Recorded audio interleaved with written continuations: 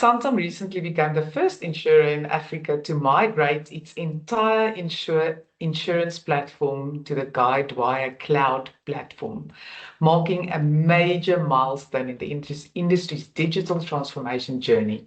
Today, I'm speaking to Leo Holsgrove, SA lead to Guidewire Software, about what this move means for insurers, brokers, and clients, and whether cloud-based platforms represent the future of insurance technology. Leo, it's great to chat. So let's fall right into the conversation. Santam has become the first insurer in Africa to complete a full migration to the Guidewire cloud platform. Why is this such a huge development for the African insurance market? Yes, hi, Renette. It's good to spend time with you again. Yes, this has been a very exciting journey. It's taken a while, but it's been really quite a fundamental shift. And this migration, it's less about a new look so much as more about a fundamental reliability and the speed of that of the insurance engine itself. And I think one of the biggest aspects of it is the innovation velocity that it brings. A firm like Santam can now deploy updates and new products in weeks rather than months. It moves beyond that complex, that on-premise upgrades, where the cloud now delivers automatic updates. From a Guidewire perspective, we do that 3 times a year, keeping our clients on the latest version, without disruptionness. And staying ahead with continuous improvements and the latest capabilities, such as giving them access to embedded AI that delivers answers, suggestions, and this is all directly in the flow of work as such, and which is actually fantastic, makes every employee an expert instantly. And it also future-proofs, because you're no longer tethered to the physical hardware that depreciates or requires manual patching continuously. And of course, there's that operational resilience with the different availability zones that are available to you. The system's no longer at risk. If one data center fails, it can switch across those various zones. What I hear, Leo, is we thought things happened fast, but this seems like it takes fast to a whole new level. So what are the biggest operational and strategic advantages an insurer gains when moving from an on-premise environment to a cloud-based platform? So where we've just spoken around about that future-proofing and the innovation velocity that the cloud brings, some of the bigger advantages specifically around maintenance. So you have those continuous, as I mentioned now, the automated software updates, which ensures that innovation velocity. It brings you scalability. So you can immediately scale and handle spikes, where when it's on premise, you may need to buy new servers for those peak seasons. Security is also a big advantage here, because it's shared responsibility now. So where in the past the insurer is 100% responsible for all layers, Guidewire now secures the core in the Guidewire cloud, and the insurer secures their data. So it's a partnership, that comes together as such. And lastly, I would say is the cost model, because you move now to a subscription-based operating expenditure, where the cost model on premise is it's upfront capital expenditure. Now you're sitting in a situation where you can sit down and work with your finance departments and stuff and budget around subscription-based expenditure as such.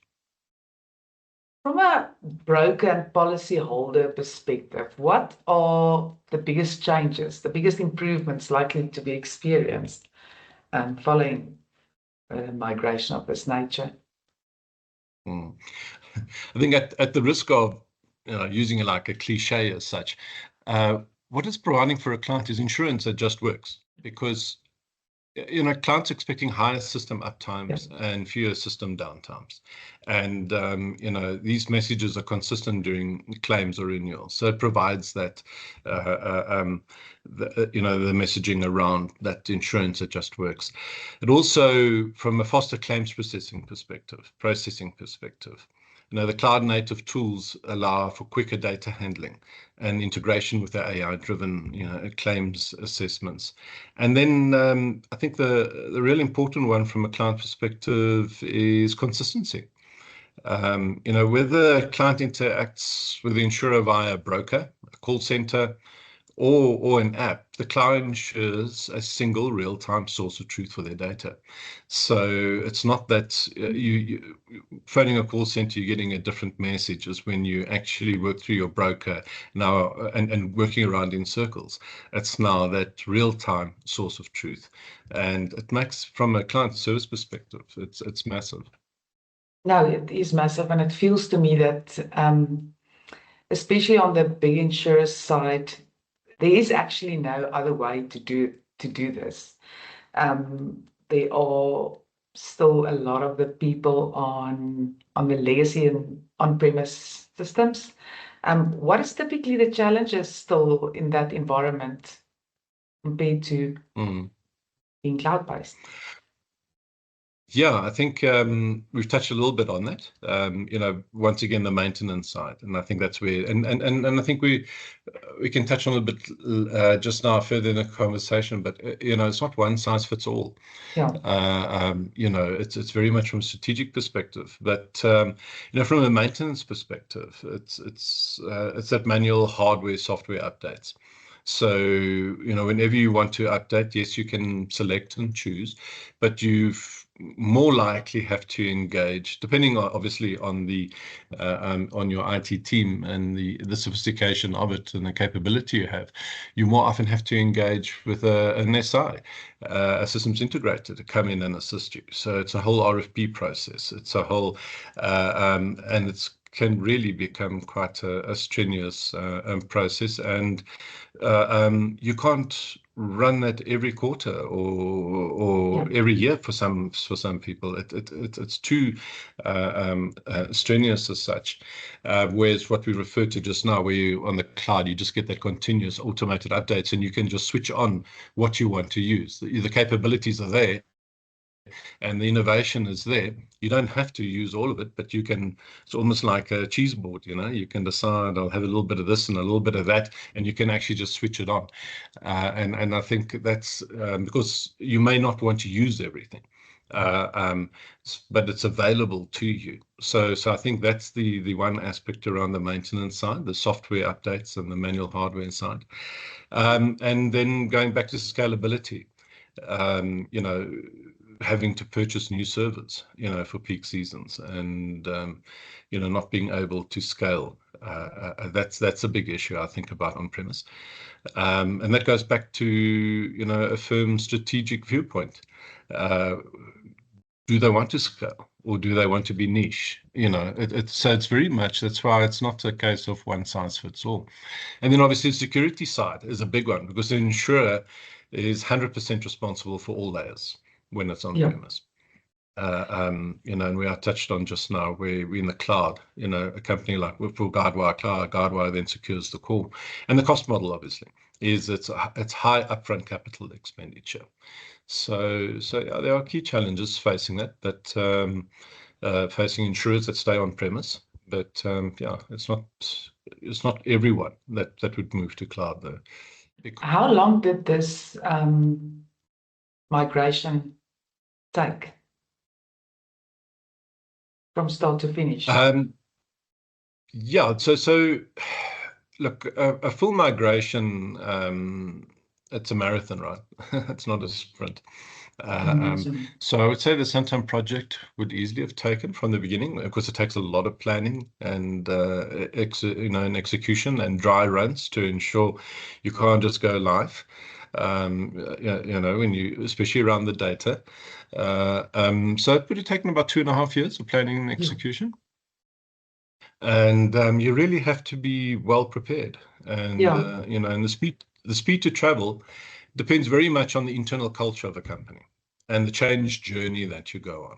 The softer side of these kind of things is often where people, you sometimes you partner with an SI, or if you have the internal capability, it's very much a tech focus, but forget about the people side. And the people side is something which I've got quite a soft spot for, because that's where it falls down often. It's the adoption at the end of the day, because if you're not, you can have the greatest tech and you can have the greatest infrastructure, but if the adoption isn't there, it falls apart. But yeah, I must compliment the Santam team. I mean, they were phenomenal, well prepared, methodical in their approach. They really did a great job. But when you look at what the success factors are, what will determine whether cloud transformation projects will be successful. There's a couple of points here. The one is architectural reengineering. Okay, that's the one thing you've got to look at, because it's not just a copy and paste of old software onto the cloud. It's not as simple as that. So teams must re-architect the integrations with the downstream systems, like with the various banks or payment systems or specialized databases and stuff. There's custom code that's built over decades, and it often isn't cloud compliant. So there has to be some kind of code remediation. It must be refactored or replaced with out-of-the-box features. And then the big headache, securely moving, massive sensitive databases of policyholder history, without the data loss or breaches. So data migration is that's a lot of attention went that way. And then there's a three-way partnership side, and that's where it's going back to the softer issues as well. Some of the softer issues. I mean, when I spoke about adoption, that's more from the user perspective within a company. But success from around this is a deep alignment between the insurer, and in this case Santam, the platform provider, in this case Guidewire, and if you do make use of an outside party, a consulting partner. So there has to be that partnership, and to make it really successful, and there has to be really strong alignment. So besides the softer issues, and besides things like, as I said, the internal culture and the change journey, those, I would say, the architectural reengineering, the code remediation, data migration, and then making sure that you're aligned between the various partners. Those are the bigger issues around determining whether a cloud transformation will be successful. No, it is a huge project, but very exciting at the end of the day, for sure. How does operating in the cloud, and you have touched on that, but maybe we can delve into that a little bit more. How does operating in the cloud improve an insurer's ability to innovate, integrate technologies, AI, and respond faster to market demands? So cloud migration, and once again, it's not one size fits all, but has very much shifted from an innovation project to an operational necessity, especially when you go to what I was referring to earlier around wanting to scale. And it also depends very much on a company strategy, right? Where they want to go, which markets they want to enter, etc. So in those cases, it really does become an operational necessity. Legacy on-premise systems in that kind of case are more and more becoming commercial liabilities, because they cannot support the real-time data needs of generative AI or hyper, personalized insurance, because that's where everybody's going now, right? AI, it's definitely the flavor, and definitely where things are going. If you're not in the cloud, it's definitely going to become a challenge if you cannot support that real-time data. Because cloud enables an insurer to stay ahead, those, as I mentioned also previously, around those continuous improvements and software updates and so on, and with the latest capabilities. And it gives your insurer that access, to the embedded AI, which is embedded directly into that, workflow as such. But I think at the end of the day, your question around, how does the operating the cloud improve insurance ability? At the end of the day, to compete in a market that, maybe once again in parentheses, always on world. Yeah.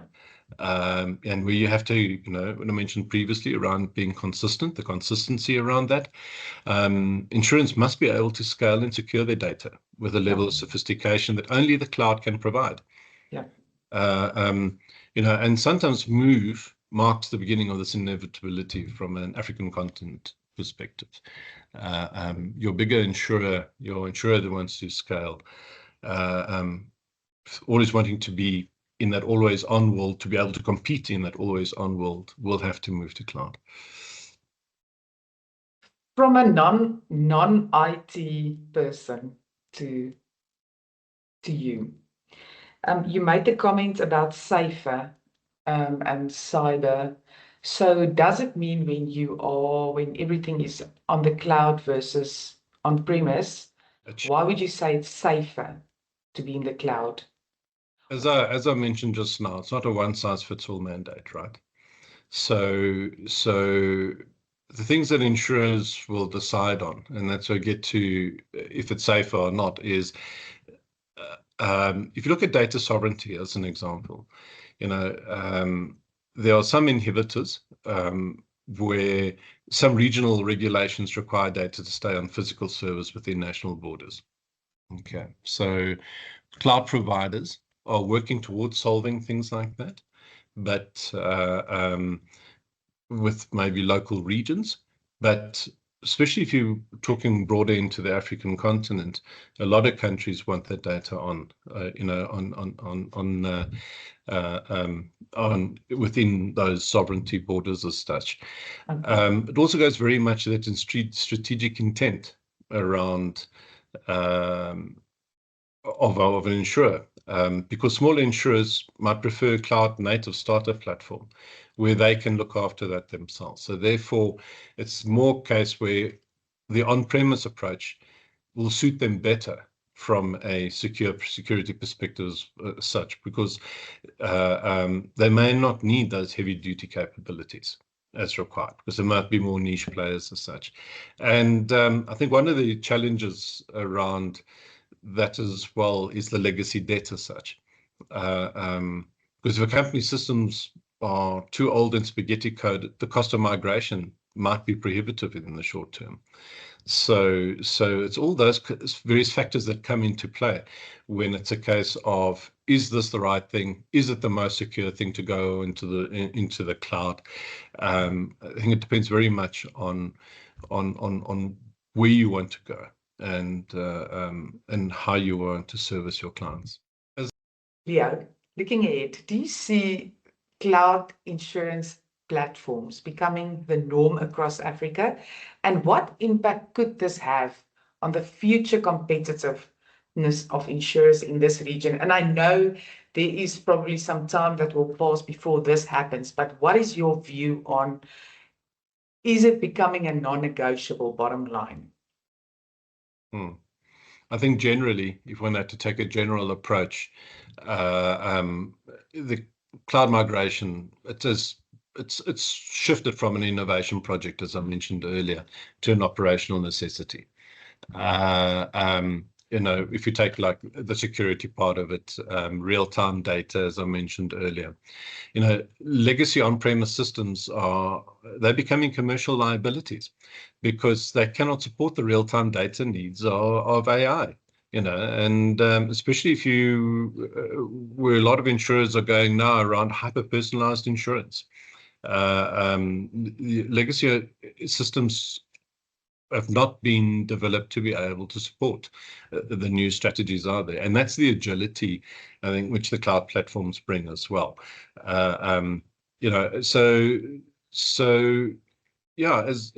compete again, to use the word again, in an always on world, insurers have to be able to scale and secure their data with that sophistication that only cloud can really provide. And I think sometimes move marks the beginning of this inevitability for the African continent as such. I think more insurers will have to move to the cloud if they want to compete. Smaller niche players, it will be interesting to see where they take this and how they take it forward.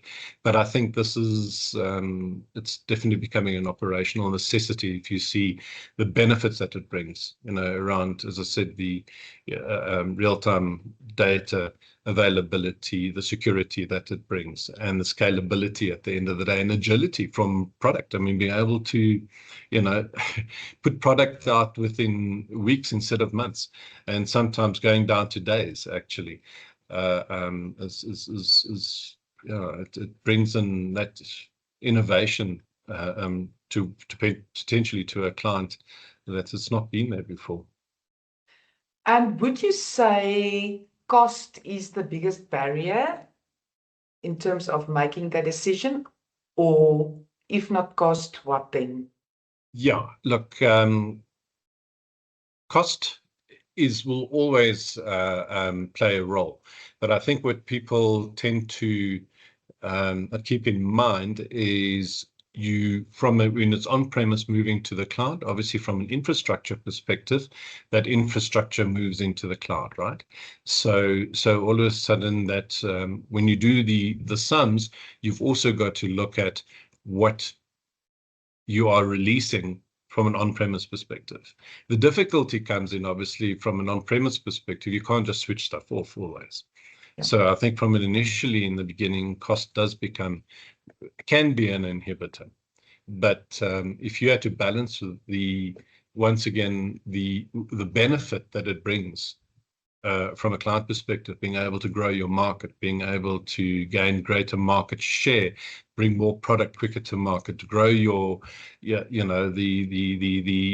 gross written premium at the end of the day, I think would outstrip that by far. So it's not really a cost project. This is a business project. How do I grow my business? How do I enable myself to scale and to go forward? Because that's, I think, is because it's bringing innovation. It's bringing that whole idea of future proofing to ensure that your business is still going to be profitable and growing into the future. Do we know if there are other insurers busy with this process? Because I'm just trying to figure out what is the reason that there are not more of this happening. Well, put it this way: globally, it's a big wave. Okay. So your global insurers are all going to cloud. That's your multinationals. This is okay. This is, I think, if you had to look from a Guidewire perspective, I think Guidewire at this stage, I think globally we've got between 20 and 25% of the global written premium on our platforms, and I would say a large percentage have already moved across to cloud. And even if you come back into South Africa, into our market, I think every boardroom is discussing it. Okay. Every boardroom knows they need to move towards it. I think it's a case of just understanding when I referred earlier, what does your bowl of spaghetti look like? What are the challenges of actually moving it across? And it's those kind of becoming the whole discussion around cloud readiness is the challenge, is the issue. That takes the longest part. Can we actually move our data? Can we and actually, from a security perspective, pre-moving to the cloud seems like it's quite a gigantic task. Absolutely. The preparation is to go move on to the cloud. I mean, I think that took, from literally 48 hours or something, 72 hours. When the process started, it was really this was a really very successful migration. But it's the preparation that leads up to it, which is, and that took, 2 years, whatever. But because you really have to ensure, going back to some of those factors that I spoke about, you've got to go and look at, just around data, making sure, you can, those sensitive databases, your policyholders, the custom codes that's been built over decades that one has to now go and relook at, refactor, the re-engineering. It's a lot of planning. It's a lot of it's quite a complex process. Yeah. Thank you for sharing that journey with me, Leo. It's quite interesting. And I'm looking forward to see how that impacts what Santam does going forward. So thank you for your time. I know you are also going to the AIE conference in Sun City. So Yes. for anyone listening and who will be there, Leo will be available for a conversation. Thank you for your time, Leo. We'll welcome that. Thanks, Jeanette. Yeah, I enjoyed that.